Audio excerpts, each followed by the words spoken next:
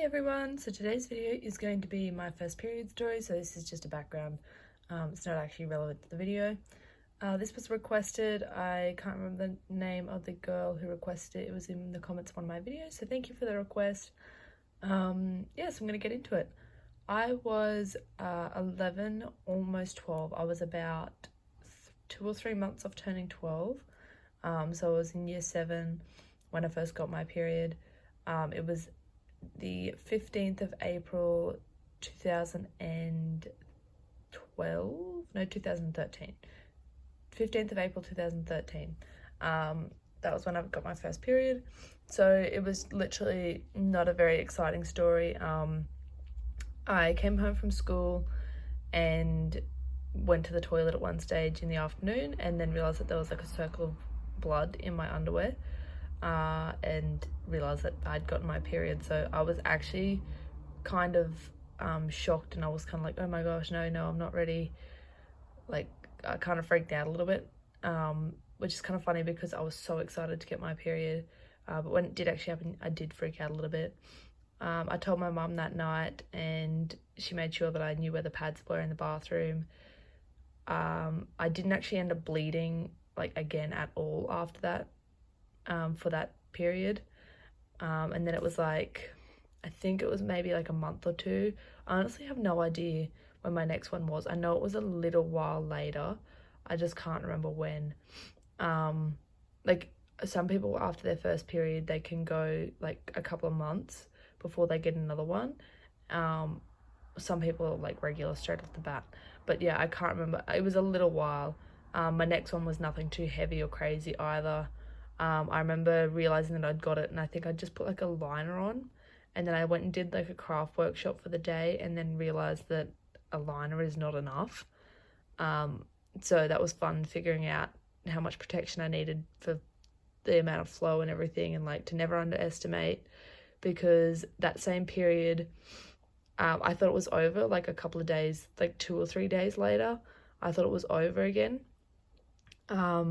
I don't remember how heavy it got in between, but I just remember that I was finished school for the day and I was getting ready to do, in Australia we've got something called, I don't even know if they still do it, but we call it Little A's. It's little athletics. It's like you go and practice your running and long jump and shot put and discus and stuff like that after school.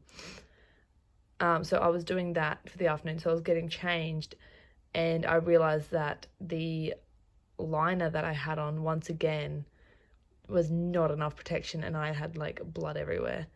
That was, no one even knew about that. No one even saw anything. Like, it never leaked, but that was very embarrassing. That was like horrifying to 11-year-old me. And yeah, so after that, then I realised that I needed to wear a pad again. Although, funnily enough, I'm pretty sure after that I never really bled again for that period. But that was the period that I learned that never trust that it's over until it's like properly over. Like, give it a couple of days to trust that it's over before it's over. Nowadays I am pretty good at knowing, but back then I had no idea. I underestimated how much protection I needed like quite a few times. And yeah, so I remember actually that afternoon I was meant to do the Little A's, but I ended up bailing because I was too embarrassed to open a pad in the bathroom at school. Which, by the way, never be embarrassed. We've all been there, but honestly, just rip into it, because at the end of the day, you're going to be in public bathrooms one day and you'll just hear other women doing the same thing, and you realise that it is not worth being all embarrassed over. And if someone makes fun of you, honestly, they're an asshole. They shouldn't be making fun of you for having your period. Like, it's literally part of life.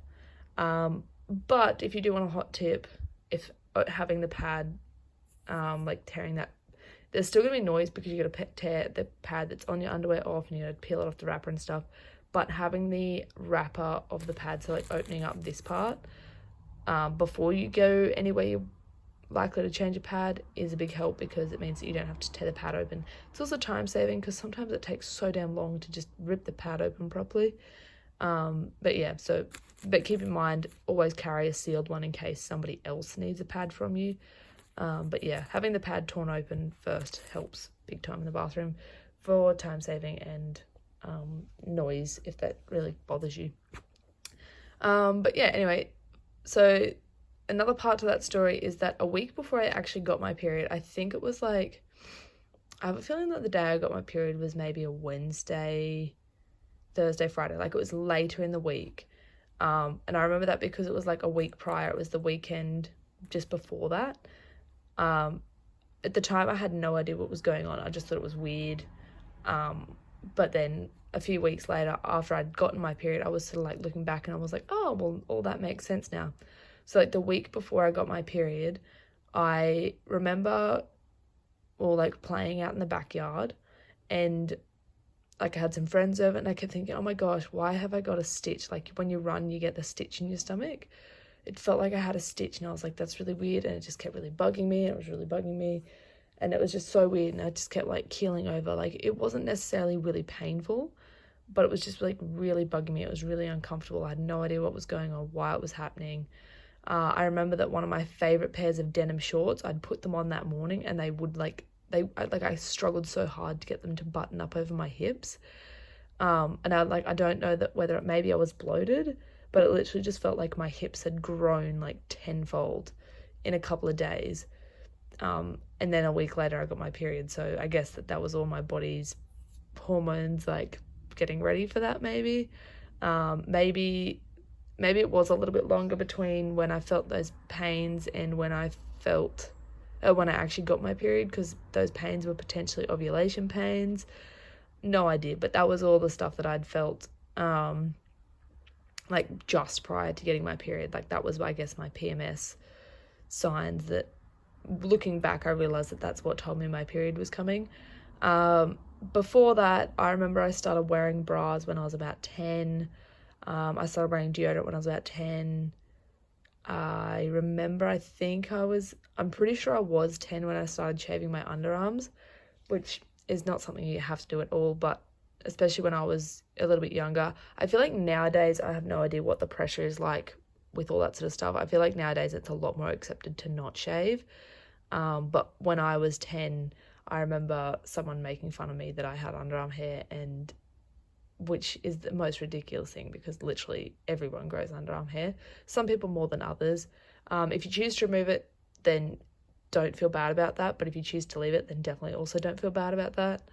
But yeah, so I remember I started shaving my underarms when I was about 10. Honestly, don't really remember noticing pubic hair when it came in. Like I definitely know that it came in. I think I was about 10. Yeah, so if you're curious, so it was about a year, I remember, that I was probably like starting to go through those puberty things before I actually kind of really got my period. It was probably maybe about a 2-year period, I guess. So once you start getting your signs, like you start noticing that your body is changing, then yeah, give it like a year or two. Everyone's different though, so it could literally be any time.